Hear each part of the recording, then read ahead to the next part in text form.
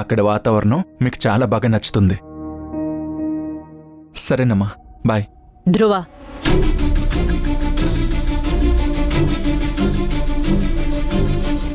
నువ్వు ఇష్టపడ్డాకే నీ పెళ్లి ఫిక్స్ చేశాను. అండ్ నువ్వు సరే అన్నాకే పెళ్లి వరకు వెళ్ళాను.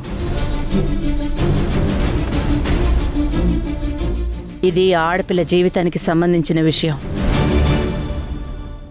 నువ్వు నా నిర్ణయానికి కట్టుబడి ఉంటావు అనుకుంటున్నాను. గ్రీష్మ నచ్చినట్టే కదా?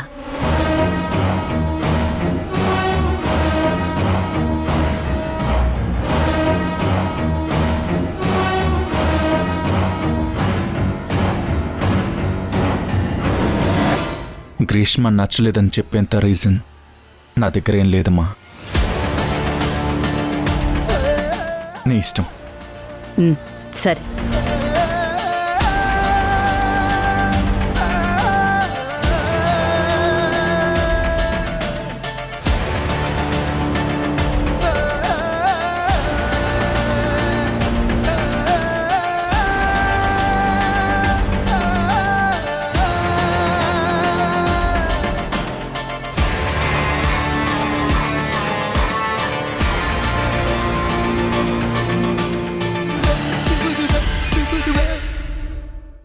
గ్రూప్ ఆఫ్ కంపెనీస్ నా లక్ష్యమని చెప్పాను కదా. ఈ గ్రీష్మ ఒక్కసారి టార్గెట్ ఫిక్స్ చేసుకుందంటే దాన్ని ఎలా అయినా రీచ్ అవుతుంది. Thank you. ఇక నుంచి మీకెవరికైనా జాబ్స్ కావాలి అంటే నాకే కాల్ చేయండి. I'll call you back.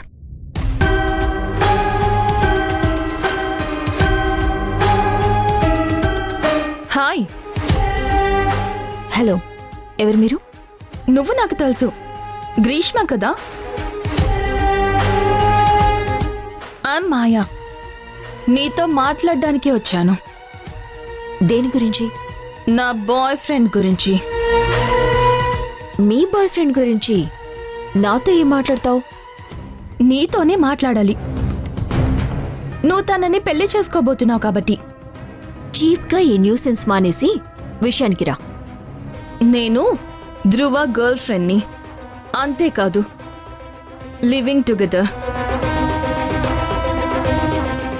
5 years.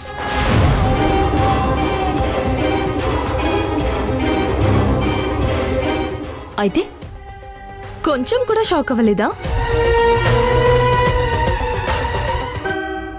నీకు కొన్ని చూపిస్తే షాక్ అవుతావేమో.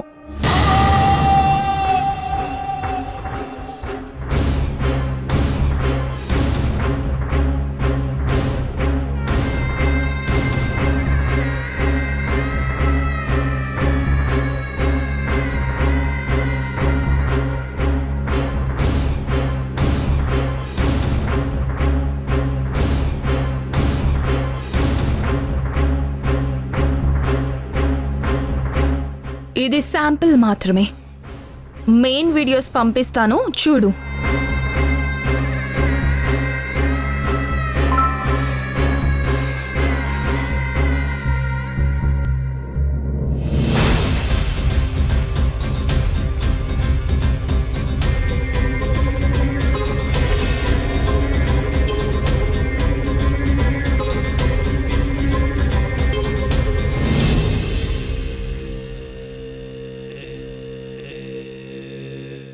ఏంటి, బ్లాక్మెయిల్ చేస్తున్నావా? అయితే నువ్వు రాంగ్ ప్లేస్కొచ్చావు. ఇవి తీసుకుని వెళ్ళి మల్లిక ఆంటీని కలు. నీలాంటి క్యారెక్టర్ లేని వాళ్ళు డబ్బు కోసం ధ్రువతో తిరుగుండొచ్చు.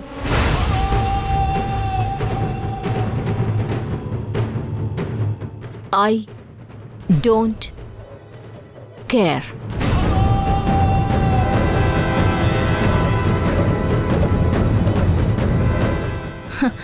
నాలాంటి క్యారెక్టర్ లేని వాళ్ళతో తిరుగుతున్నాడని తెలిసినా పెళ్లికి రెడీ అయ్యావంటే నీ టార్గెట్ కూడా డబ్బే కదా. హే హే,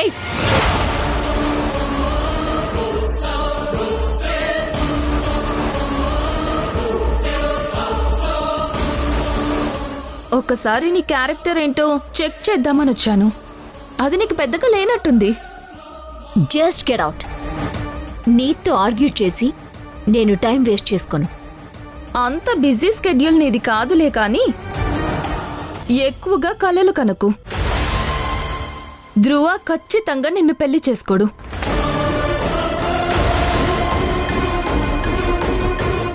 ఒకవేళ చేసుకున్నా నన్నొద్దలడు. తర్వాత నాకు శాపనార్థాలు పెట్టకు, ముందే చెప్తున్నా. ధ్రువ నావాడు కూడా. వస్తాను.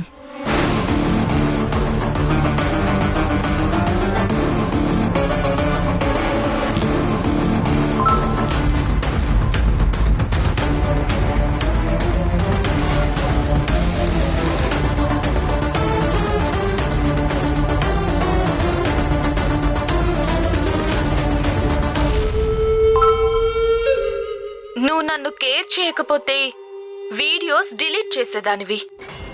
ఒకదాని వెనక ఒకటి చూస్తున్నావంటే నువ్వు మా రిలేషన్షిప్ ని ఒప్పుకున్నట్టే.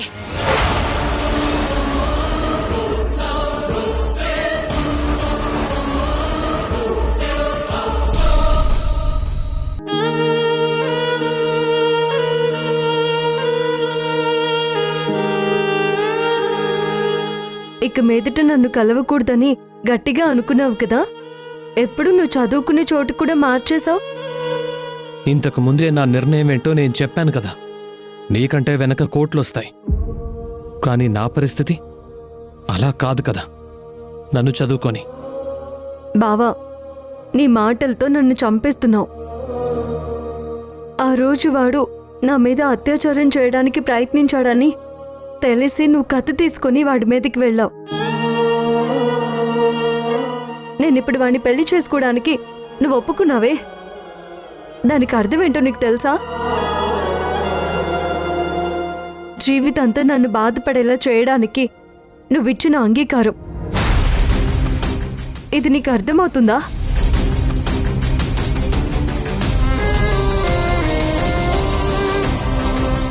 అవన్నీ జరిగాకే కదా నువ్వు వాడి కాళ్ళు పట్టుకోవడానికి సిద్ధపడ్డావు. వాడి కిందే ఉద్యోగం చేస్తున్నావు. దానికన్నా పెళ్లి చేసుకోవాలన్న నిర్ణయం పెద్దదేం కాదే.